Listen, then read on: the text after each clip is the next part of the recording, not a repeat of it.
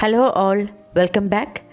In the last class we discussed about monohybrid crossing and today we are going to learn a new topic related to dihybrid crossing. And here Gregor Johann Mendel selected two characters of pea plant. For example, tall with a round seed and dwarf with a wrinkled seed. Now let's have a look how to solve the problem. Here Gregor Johann Mendel selected the trait tall pea plant with a round seed and he crossed with a dwarf pea plant with a wrinkled seed. The allele for tall is T and round is R. For dwarf, the allele small t. For wrinkled, small r. Each character has two factors. So, from each factor, select one. That means, from T, we have to write T, R, only write one R. From TT, small t. From RR, select one R. Our next step is a crossing method. Watch carefully. While crossing, the result we got is T, then small t, T, small t, capital R, small r. So we got the result tall with a round seed and address is the F1 generation. So in the F1 generation we got the result tall round.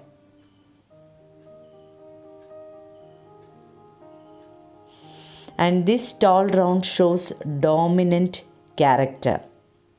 Expressed character is called dominant. And here hidden character is small t and small r. That means dwarf wrinkled is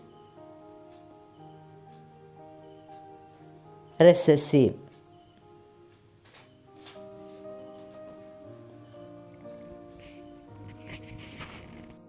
According to Mendel, the trait that remains hidden in the F1 generation appears in the second generation. Being a double character, we need to find out the gamete. Now let's have a look how it is possible. The result we got in the F1 generation is T, small t, capital R, small r. To make it easy, I am dividing it into half. Is a crossing. That means the first letter is crossed with the third and fourth letter. Here we got the result T, capital R. Next T, small r. Third, we have to select from the middle portion. That means small t, capital R. Small t, small r. These were the gametes produced in the F1 generation, and with these gametes we have to self-pollinate. Our next step is the self-pollination method. The gametes which is produced in the F1 generation is self-pollinated. For that, I am writing the gamete once again. T, capital R. T, small r. Small t, capital R. And small t, small r. In the F1 generation, 4 gametes are produced. Our next step is, with these 4 gametes, we have to self-pollinate. In self-pollination, crossing method will not work, and here table is used.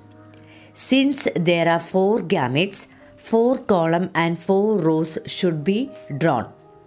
Similarly, on the left side also, we will write the same gametes.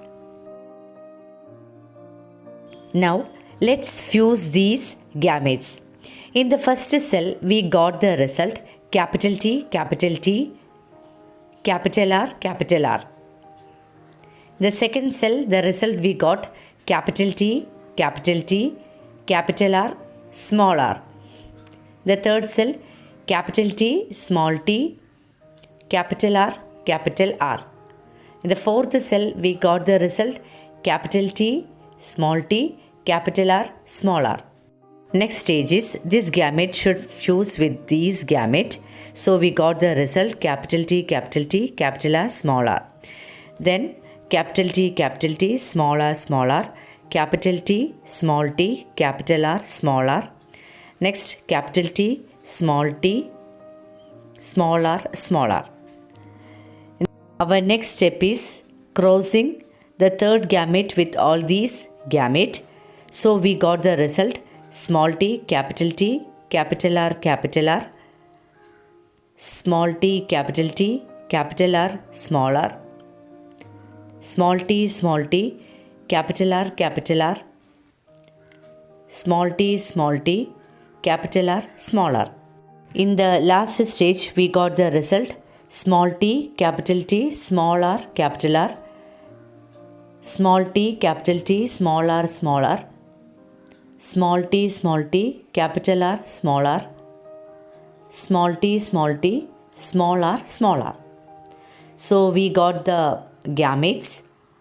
Now have a look how much offsprings are produced during self-pollination. For this, we are going to write the parental qualities. The parental qualities are tall with a round seed and dwarf with a wrinkled seed. According to Mendel, while crossing double characters, two new characters are formed, such as tall, wrinkled, dwarf, round. Tall, wrinkled, and dwarf, round. These were the two new characters produced. Now let's count how many offsprings we have got. Here we are giving importance to the capital letters. So in the first row we got tall, round. Second row tall, round. There is also a capital letter tall, round. Tall, round. Here also we got the result tall, round. Here we got tall with the wrinkled seed.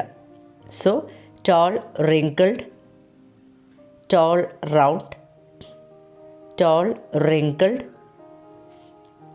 tall, round, tall, round. Here we got small t, so we can call it as dwarf, round. Here also dwarf, round. Here we got the result tall, round. Here we got tall, wrinkled. Here we got dwarf, round. In the last we got dwarf, wrinkled. Now let's count how many offsprings are formed. For tall, round, the rate we got is 9. For tall, wrinkled, we got 3. For dwarf, round, we got 3.